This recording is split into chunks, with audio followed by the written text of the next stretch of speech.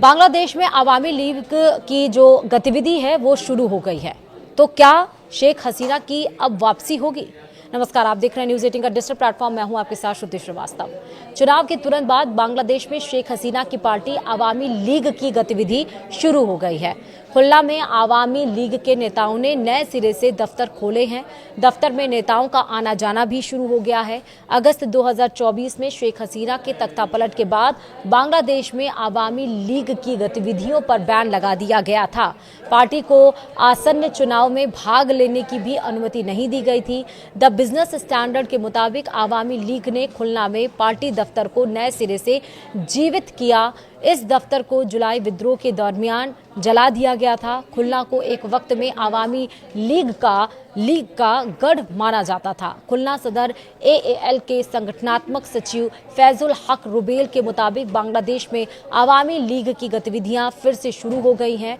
हम लोगों ने दफ्तर खोल लिया है, लोग अब यहां आएंगे और जाएंगे, कार्यक्रम भी किया जाएगा, कहीं कोई दिक्कत नहीं है। हालांकि आधिकारिक तौर पर पार्टी की गतिविधियों पर से प्रतिबंध नहीं हटाया गया है। रिपोर्ट के मुताबिक पार्टी दफ्तर को नए सिरे से शुरू करने के मौके पर एक समारोह को भी आयोजन किया गया है। साथ ही कार्यकर्ताओं ने दफ्तर में शेख मुजिबुर रहमान और शेख हसीना की तस्वीरें भी लगाई हैं।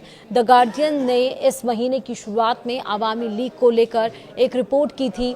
इस रिपोर्ट में कहा गया कि अवामी लीग के बड़े नेता देश लौटने की तैयारी में हैं। ये नेता मौके की तलाश में है। इन नेताओं की कोशिश फिर से जमीन पर अवामी लीग को मजबूत करना है।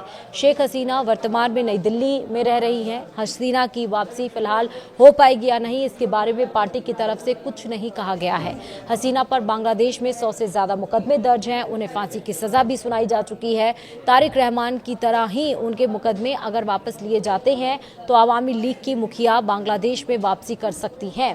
तारिक ने अवामी लीग को लेकर अभी तक अपना कोई स्टैंडर्ड तय नहीं किया है। हालांकि उनकी पार्टी के कुछ नेता अवामी लीग पर से बैन हटाने के पक्षधर है। इनमें पार्टी महासचिव मिर्जा फखरुल इस्लाम आलमगीर का नाम सबसे प्रमुख है। लेकिन जो गतिविधियां सामने आ रही हैं उससे जरूर यह अंदाजा लगाया जा रहा है कि बांग्लादेश में फिर से शेख हसीना की वापसी हो सकती है। हालांकि ये बोला गया है कि प्रत्यर्पण को लेकर कि अब जब इस पे बात हुई बांग्लादेश में, जब बीएनपी की जीत दर्ज हुई, क्योंकि फांसी की सजा के बाद से हमेशा से बांग्लादेश ये मांग रहा है शेख हसीना को कि भारत से शेख हसीना की वापसी हो, लेकिन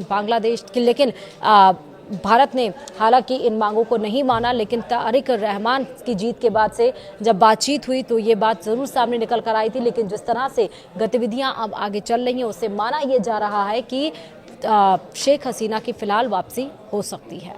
वीडियो में इतना ही। नमस्कार।